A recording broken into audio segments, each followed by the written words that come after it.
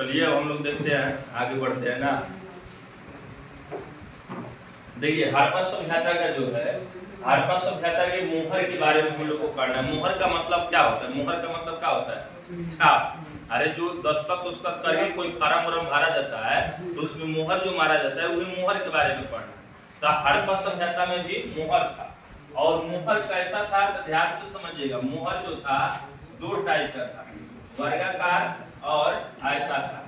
आयताकार यानी मोहर का टाइप का था, दो टाइप का, वर्गाकार और आयताकार, मात्र दो ही टाइप। लेकिन एक बात ध्यान से समझिएगा, मेसोपोटामिया में किस आकार का मोहर था? बेलनाकार। मेसोपोटामिया का मोहर का आकार बेलनाकार, लेकिन हड़प्पा सभ्यता के मोहर का आकार तो वर्गाकार और आयताकार। ध्यान से समझिएगा, जो वर्गाकार मोहर मिला है इस पर जो है लिपि भी लिखा हुआ है। लिपि का मतलब होता है कुछ शब्द, मतलब अक्षर, और जो है इस पर पशु का भी चित्र है, कथी? पशु का चित्र है। ध्यान से समझिएगा, जो हड़प्पा का वर्गाकार मोहर है उस पर लिपि और पशु का चित्र, लेकिन जो आयताकार मोहर है वो पर केवल और केवल मतलब लिपि लिखा हुआ है। कौन सी लिखा हुआ है? लिपि लिखा हुआ है। ये समझ आ गया कि हड़प्पा सभ्यता के मोहर जो है दो प्रकार का है, एक वर्गाकार और एक आयताकार। वर्गाकार जो मोहर मिला है उस पर लिपि भी लिखा हुआ है और उस पर कथे मतलब पशु का चित्र है। अरे जैसे तुम सब पटाखा उठाखा खरीदता है इस सब में, जैसे दिवाली वाली के समय तो देखिए मुर्गा छाप ऐसे, देखिए मुर्गा छाप ऐसे रहेगा, इधर आर्या ने कुछ अपना कंपनी का नाम उन लिखा रहेगा, इधर मुर्गा का एक फोटो बना रहेगा, ऐसे होता है ना, चाहे कोयल का फोटो बना रहेगा। तो ये जो है ऐसा ही मोहर कहाँ प्राप्त हुआ? हड़प्पा में, मतलब हड़प्पा सभ्यता में जो है वर्गाकार और कथे आयताकार मोहर प्राप्त हुए हैं। लेकिन अब ध्यान से समझिएगा कि इनके जो मोहर था, मोहर जो था, मोहर किस चीज का बना होता था? तो यहाँ ध्यान समझिए, टेराकोटा और सेल खड़ी, यानी दो किस्म का इन लोग का मोहर बना होता है, या तो टेराकोटा का या तो सेल खड़ी का। सबसे ज्यादा मोहर जो है टेराकोटा का मोहर मिला है। ज्यादा मोहर किसका मिला है? टेराकोटा का। देखिए टेराकोटा और सेल खड़ी क्या है? जैसे देखिए चीनी मिट्टी होता है, चीनी मिट्टी तो वैसा ही प्रकार का, एक प्रकार का मतलब माटी टाइप का बना होता है। तो इस प्रकार जो टेराकोटा और सेल खड़ी का इन लोग का मोहर मिला। अब ध्यान से समझिएगा कि सबसे अधिक मोहर कहां से मिला है? सबसे अधिक मोहर कहां से मिला है? मोहनजोदड़ो से। मतलब जैसे है कि सबसे अधिक मोहर कहां से मिला है? मोहनजोदड़ो से। देखिए अधिक मोहर पूछेगा, सबसे ज्यादा तो कहां से मिला है? मोहनजोदड़ो से।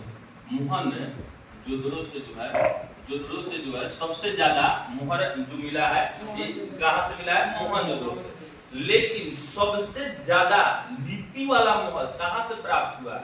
तब हड़प्पा से। देखिए ध्यान समझिए, सबसे अधिक मतलब सबसे अधिक मोहर कहां मिला है? तब मोहनजोदड़ो से। और सबसे अधिक मतलब लिपि वाला मोहर, सबसे ज्यादा कथे लिपि युक्त जो है, लिपि युक्त मोहर कहां मिला है?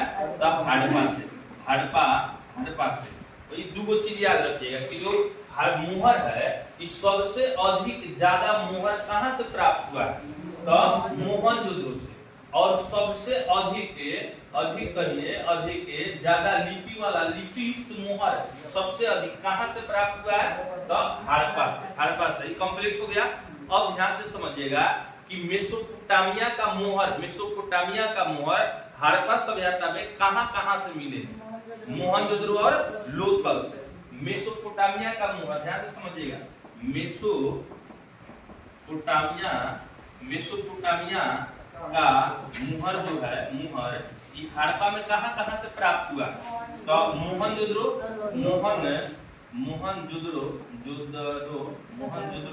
और लोथल से। लोथल से ये दो चीज जो है आपको याद है। लेकिन देखिए हड़प्पा का मोहर, देखिए मेसोपोटामिया का मोहर कहां से प्राप्त हुआ है? तो मोहनजोदड़ो और लोथल से।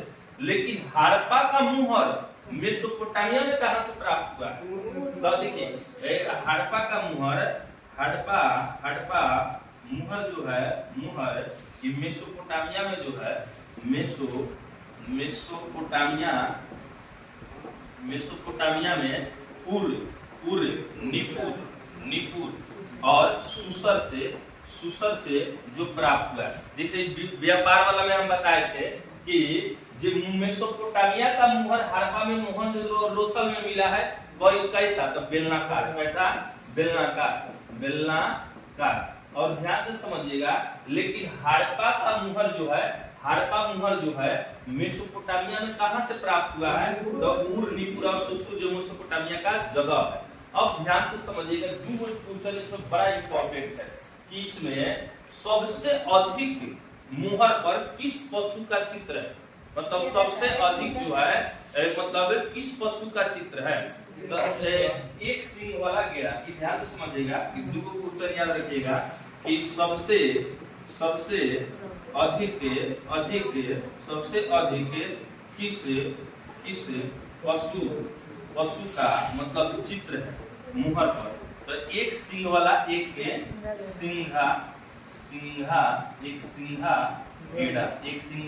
गेड़ा।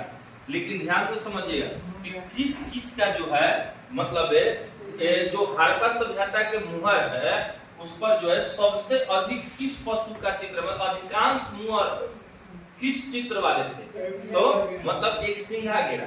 लेकिन एक चीज याद रखिएगा कि किस पशु का फोटो मतलब मुहर पे नहीं प्राप्त हुआ है। मतलब देखिए, मतलब याद रखिएगा, घोड़ा, ऊंट और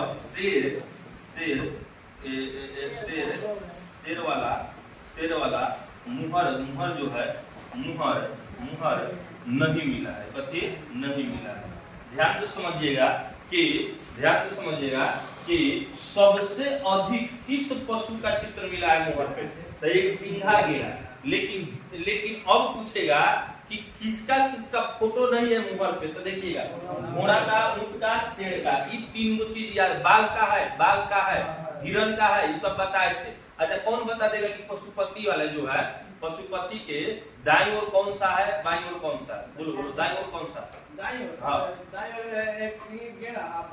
एक सिंघा गेड़ा और भैंसा, और बाईं ओर हाथी और बाघ, नीचा तो हिरण है। बहुत सुंदर। तो ये पशुपति शिव वो भी तो एक प्रकार का मुहरे ना है, अरे ना समझे। तो अब की समझ आ गया। अब कोई आपसे पूछेगा कि हड़प्पा के मुहर के बारे में, तो कहिएगा बेलनाकार और वर्गाकार और आयताकार प्राप्त हुए। अब वर्गाकार पर ही पशु का चित्र है, आयताकार पे पशु का चित्र नहीं मिला। मुहर टेराकोटा और शेलखड़ी का बना होता था, उसमें भी ज्यादातर टेराकोटा का बना होता था। सबसे ज्यादा जो है मोहनजोदड़ो में जो है सबसे ज्यादा मोहनजोदड़ो में जो है मतलब मुहर प्राप्त हुआ है, मुहर प्राप्त हुआ है। और सबसे अधिक लिपि युक्त, सबसे अधिक जो है लिखा हुआ मुहर कहाँ प्राप्त हुआ है, हड़प्पा में। और मेसोपोटामिया का मुहर हड़प्पा में कहाँ प्राप्त हुआ है, तो मोहनजोदड़ो और बेलनाकार है मेसोपोटामिया का मुहर। और हड़प्पा का मुहर मेसोपोटामिया में कहाँ से, तो सबसे अधिक किस पशु का चित्र है, भाई बहुत इंपॉर्टेंट है, बहुत बार पूछा है। घोड़ा वाला भी बहुत इंपॉर्टेंट है, शेर वाला भी पूछा, ऊंट वाला भी नहीं पूछा है, लेकिन पूछ देगा। घोड़ा, ऊंट और शेर वाला जो मुहर जो है वो नहीं मिला है। मुहर पर किसका फोटो नहीं है, तो घोड़ा, ऊंट और शेर का, याद रखिएगा। बाघ है, शेर नहीं है।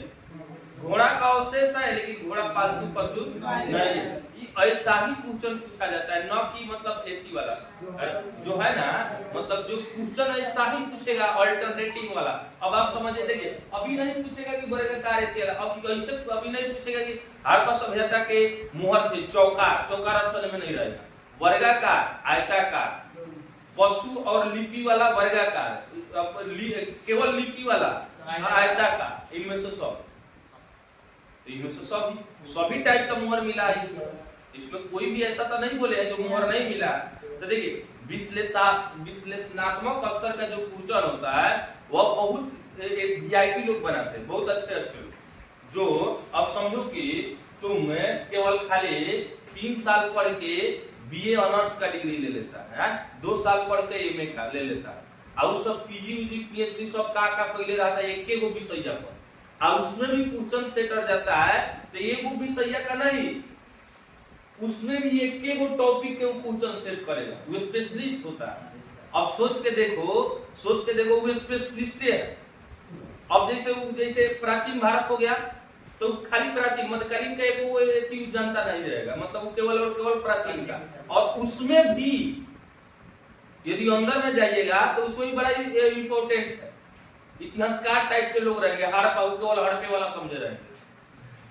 अब हड़प्पा तुम हड़प्पा एक दिन में पढ़ के चैप्टर कंप्लीट कर रहा है, और हड़प्पा केवल मतलब बीए में 3 साल मेन विषय के रूप में, एमए में 2 साल, 3 साल 2 साल 5 साल, आप 3-4 साल पीएचडी तो तय नहीं होता है, लेकिन मान लीजिए 3-4 साल तो एक वो विषय पढ़ा है, मतलब 7-8 एक मतलब टॉपिकवा जो है उस 7-8 साल पढ़ रहा है विशेष रूप से।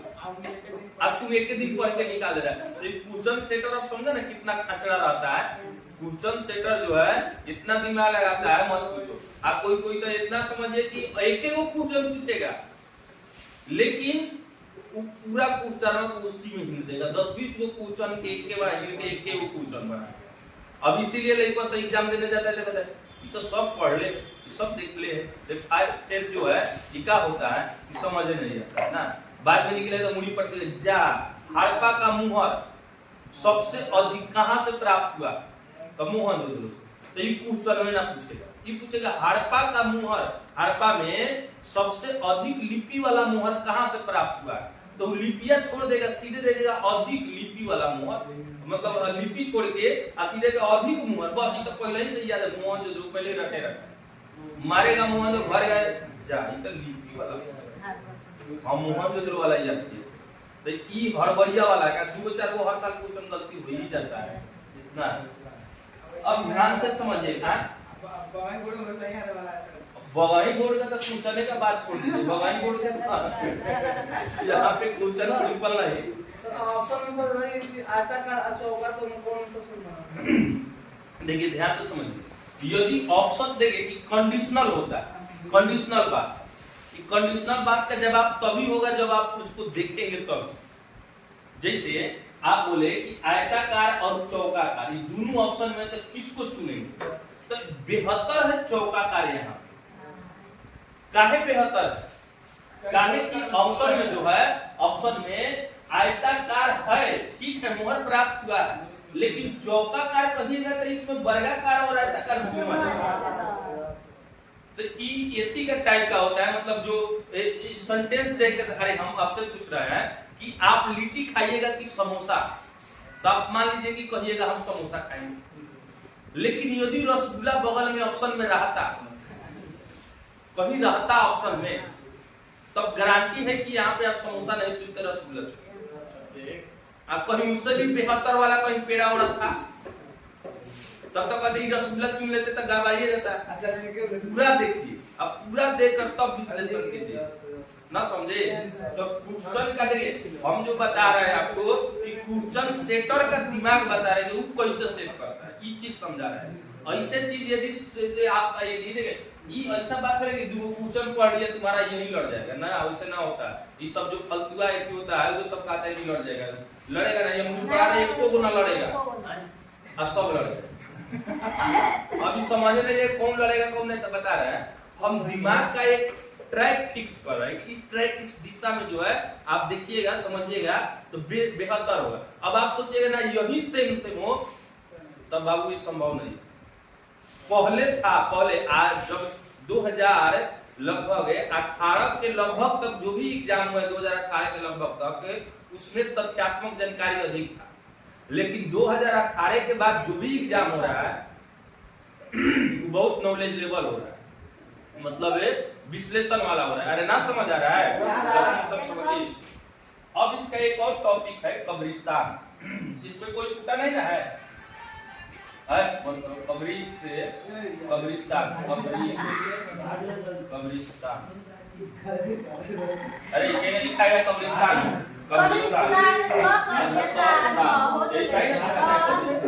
अब ध्यान से समझिए कब्रिस्तान।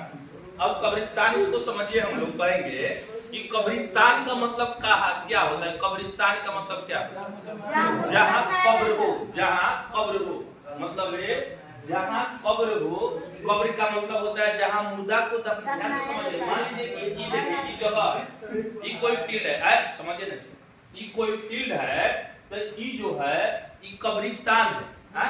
तो कब्रिस्तान और कब्र में अंतर है। कब्र का मतलब होता है कोई एक विशेष व्यक्ति का कब्र, ये हो गया कब्र, कब्र। लेकिन कब्र वाले जगह मतलब जहाँ जितना दूर का उसका कंपाउंड होगा, इस सब को कहते हैं कब्रिस्तान। दोनों में अंतर समझ आ गया? दोनों में अंतर समझ आ गया? कब्र का मतलब है स्पेशल। अब तुम सब अपने में बिजी, कहाँ से समझ आया? कब्र देखिए, बारीकी अंतर को समझिए, हम बार बार कहते हैं, क्लास को सीरियस रूप से समझिए तभी समझ आएगा। कब्र का मतलब ये आएगा कि कब्र, कब्रिस्तान की कब्र, कब्र, दोनों में अंतर पूछ देगा आपका, ये दोनों तो एक ही। मान लीजिए गलती पूछेगा कि CR47 कब्रिस्तान कहां से प्राप्त हुआ है, IC को पूछ देगा CR47 मतलब CR47 कब्र कहां से प्राप्त है, तो कब्र कहले नहीं, कब्रिस्तान है। अरे ना समझा? ये दोनों में अंतर। अब ध्यान से, कब्रिस्तान जो है, यहाँ पे जो कब्रिस्तान का मतलब होता है कि मुर्दा फूकने वाला जगह या दफनाने वाला जगह, तो दफनाने वाला बेहतर होगा। ध्यान से समझिएगा कि हड़प्पा सभ्यता के लोग थे, तो ये 3 वैरायटी से लाश को जो है ये लोग दफनाते थे, या इसका मतलब दाह संस्कार, इसका संस्कार करते थे। एक पहला है दाह संस्कार और दूसरा है दाह संस्कार और अंततः समाधान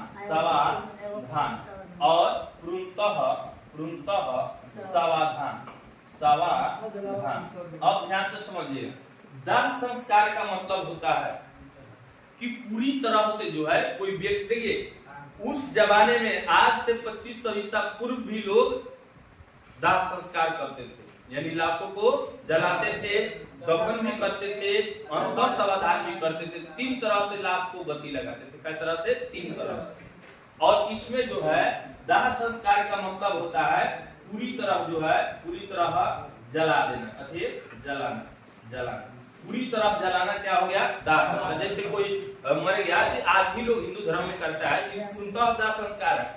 और अंततः समाधान का मतलब होता है कि जैसे देखिए आपके लाश को फेंक दिया जाएगा, कथे फेंक दिया जाएगा, और फेंकने के बाद जो है जीव जंतु के खाने के बाद, जीव जंतु जो है, जीव जंतु चिड़ै चुन के खाने के बाद जो भी अवशेष बच जाएगा, उसके अवशेष को जो है, अवशेष को दफन कर दिया जाएगा, दफन कर दिया। जैसे ध्यान से समझिएगा, मान लीजिए कोई व्यक्ति मर गया, तो कुछ लोग इस मान्यता के लोग होंगे जिसको पूरी तरह से आग से जलाकर उसको मतलब ऐसे कर देते हैं, दफन कर देते हैं और हमेशा के लिए अंत कर देते हैं। कुछ लोग ऐसे भी थे जो लाश को फेंक देते थे और बाँध छील कौआ ये सब जब खा जाता था तो उसको कहते मतलब उसके अवशेष जो हड्डी बच जाता था उसको मतलब फिर ऐसे करके जमीन में गाड़ दिया जाता था। और पूर्णतः समाधान का मतलब है कि इसमें जो है पूरी तरह से लाश को जो है, पूरी तरह से जो लाश को है इसमें जमीन में गाड़ दे, जिसे आजकल मुस्लिम लोगों में देखा जाता है कि ये जो पूर्णतः है पूरी लाश को मतलब पूरी तरह जो है, पूरी तरह लाश को जो है मतलब जमीन में गाड़ना, जमीन में गाड़ना, तो जो है ये गाड़ना जो है इसी को कहते हैं पूर्णतः समाधान। पूर्णतः समाधान समझ आ गया? अब ध्यान से समझिएगा कि दाह संस्कार के 3 वैरायटी जो है, एक दाह संस्कार का मतलब पूरी तरह जलाना, अंततः समाधान का मतलब फेंक देना, जीव जंतु खाने के बाद जो अवशेष बच जाएगा उसको दफन कर देना, पूर्णतः समाधान का मतलब पूरी तरह लाश को जमीन में गाड़ देना। अब ध्यान से समझिएगा, अब इसमें है कि अब कहां कैसे दफनाया गया ये देखिए। अब कहीं भी दफनाया गया है तो सबसे अधिक जो है इन लोग का जो है जे नॉर्थ और साउथ दिशा में दफनाया गया। कौन सी दिशा में? नॉर्थ और साउथ। अर्थात नॉर्थ की ओर जो है यहाँ पे सिर है, नॉर्थ की ओर सिर है और यहाँ पे क्या है? पैर है। मतलब जो भी दफन किया गया है उस दफन में मतलब देखा जो आज भी इसी तरह लोग मतलब चिता पर रखकर मतलब दफनाता है नॉर्थ और साउथ की दिशा में, कहते नॉर्थ और साउथ की दिशा में। लेकिन ध्यान से समझिएगा, लेकिन अब याद रखिए सभी जगह ये इसी प्रकार का है। लेकिन अब इम्पोर्टेंट कालीबंगा में जो है, कालीबंगा में जो पेट के बल दफनाया गया, पेट के बल दफनाया, पेट के बल दफन किया गया और साथ में जो है कुछ उपयोग वाली वस्तु है, उपयोग वस्तु भी है। जैसे ध्यान से समझिएगा, ये ध्यान जब इम्पोर्टेंट हो गया, ये तो मूल रूप से आपका इम्पोर्टेंट जानकारी हो गया, मतलब सामान्य स्तर का। अब गहराई में लीजिए, अब एक जगह ऐसा भी प्राप्त हुआ है कालीबंगा जहाँ पे पेट के बल दफन किया गया, मतलब ऐसे पेट के बल सुता के उसको दफन कर दिया गया है और साथ में उसके उपयोग के कुछ वस्तु जैसे छिपा कचोरा लोटा आज भी लोग मरने के बाद लोग बिक देते हैं बाद में, तो ये सब साथ में दे दिया होगा, काहे कि कहीं ऊपर जाएगा तो कथी में खाएगा, छिपा लोटा कचोरा रहेगा तो अपना मांग के खाते रहेगा। बक्स सिस्टम है नरक लोक में, और स्वर्ग लोक में बक्स सिस्टम बनवा दिया है, हम बनवा देंगे, मरेगा तो वहां पे जाएगा तो कुछ सामान रहेगा तब ना धो के खाएगा। कालीबंगा के लोग जो है पेट के बल दफन करते थे और साथ में कुछ उपयोग वाली वस्तु छिपा लोटा कचोरा दे देते थे कि बक्स सिस्टम राकेश्वर बनवाया है तो खाएगा ना। अब ध्यान से समझिएगा यहाँ पे कि अब जो लोथल में है, लोथल में करवट करके दफन किया गया, कथी करवट रूप से जो है दफन किया गया, करवट रूप में दफन किया गया। जैसे ध्यान से समझिएगा, मतलब है कौन सा ऐसा जगह है जहाँ पे लाश को जो है करवट रूप से दफन ऐसे करके ना सुटाया जाता है, तो ये वाला जो है लोथल है, लोथल में जो है कि मतलब करवट करके लाश को दफन किया गया। इसके अलावा ध्यान से समझिएगा, अब मोहनजोदड़ो वाला समझिएगा कि धावला बीरा बोलिए, धावला बीरा में धावला बीरा एक ऐसा जगह, देखिए हम बार बार कहते हैं कि जो अल्टरनेटिव टाइप का होगा वही क्वेश्चन पूछेगा। सभी जगह सिर कहाँ है, नॉर्थ उत्तर दिशा में, पैर कहाँ साउथ, लेकिन धावला बीरा एक ऐसा जगह है जहाँ ईस्ट वेस्ट की तरफ दफनाया है। यहाँ पे सिर है ईस्ट में और पैर वेस्ट में पैर। और ध्यान से समझिएगा, एक और जगह है मोहनजोदारो, जैसे देखिए मोहनजोदारो ऐसे याद रखिएगा, मोहनजोदारो हमारा हास्य दीर्घ तारकुल बार-बार हम कहते मत देखिएगा, आनंद देखते रह जाइएगा। तो मोहनजोदारो का ध्यान समझिएगा, मोहनजोदारो का नाम कथी है, मृतकों का किला, लेकिन जान के आपको आश्चर्य होगा कि यहाँ पे कब्रिस्तान मिला नहीं।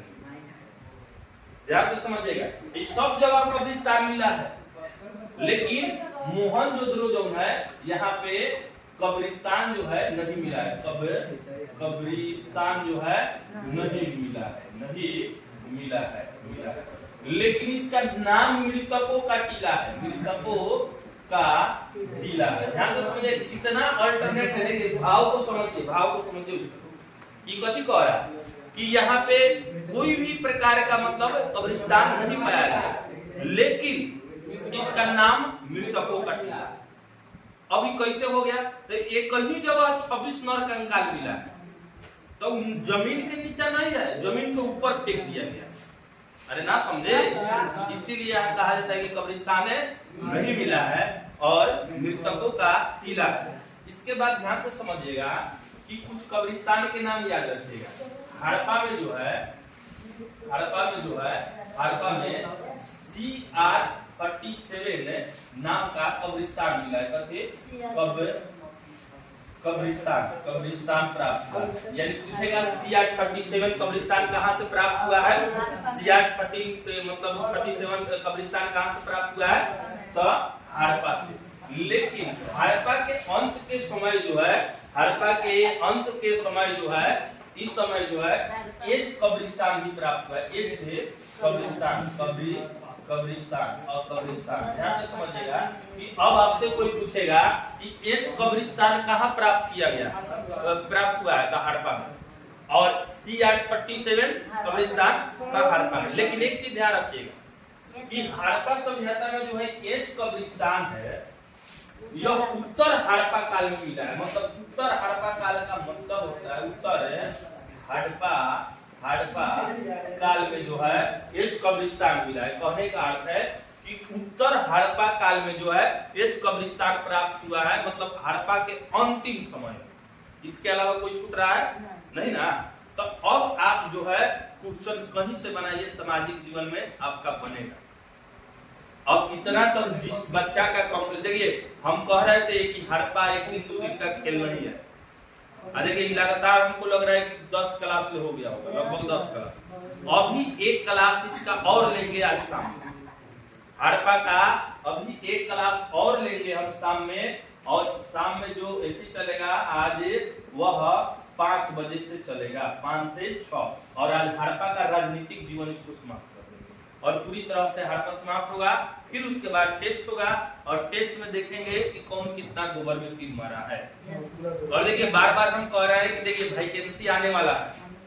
देखिए जून में जो है, जून में ये 2024 जून में जो है कि वैकेंसी देने वाला है एनटीपीसी का मतलब एनटीपीसी का देगा, एनटीपीसी कैसे लिखा था, एनटीपीसी का देगा। और इसके बाद जो है ग्रुप डी का भी देगा, ये सितंबर में देगा, सितंबर में। और सितंबर में एक बार एसएससी जीडी का भी बहाली आ रहा है। तो अंडर वाला में 3-4 गुणा का एक कू गया, हां ये 3-4 गुणा का एक कू गया है। तो 3-4 गुणा बढ़िया से तैयारी करे, इतना अच्छा से तैयारी करे कि रिजल्ट एक के बार में हो जाए। ना तो ध्यान से समझिएगा बाबू, जिंदगी भर पढ़िएगा तभी भी रिजल्ट नहीं होगा। ये जनरल कंपटीशन अपने आप में महासागर है, यहाँ कहाँ से चला जाए, कैसे चला जाए, किस टॉपिक को छोड़े हैं समझना आता है। तो ये चीज ध्यान में रखना होगा और इस उम्मीद से तैयारी करिए कि एक बार रिजल्ट हो जाए। मैथ रीजनिंग मेन है, मैथ रीजनिंग में नंबर नहीं कटता, बाकी जो है जीके जीएस इसका थोड़ा गहराई इसका विषय है, इसका कोई छोर नहीं है। मैथ का छोर है, रीजनिंग का छोर है, लेकिन इसका छोर नहीं। समझ आ गया? तो अब हमको लगता है सब किसी को समझ आ गया होगा। अब हम रखते हैं इसका जो राजनीतिक जीवन है आज शाम को देखते हैं। एनटीपीसी नॉन टेक्निकल पोस्ट जो होता है रेलवे में, उसी को जैसे टिकट मास्टर होता है, टिकट मास्टर होता है, स्टेशन मास्टर होता है, गुड्स गार्ड होता है, तो ये सब एनटीपीसी के तहत आता है। ग्रेजुएशन लेवल का होता है और एक बारहवीं लेवल का भी होता है। तो ग्रेजुएशन लेवल वाला में आपका स्टेशन मास्टर आ जाएगा, आपका गुड्स गार्ड आ जाएगा, तो ये सब होता है एथी वाला। और जो टीटी होता है, टीटी जो ना चेक करता है 12वां लेवल का। अब सोच लीजिए टीटी हो जाएगा तो कितना पैसा मार दीजिएगा, सरकार तो अलग देता है, आई लोग अपने ईमानदारी से कितना कमाता है सब लोग जानता है। तो ईमानदारी से बेचारा से काम करता है तो उसमें भी 2-4 रुपया हो ही जाता है ना। ठीक है।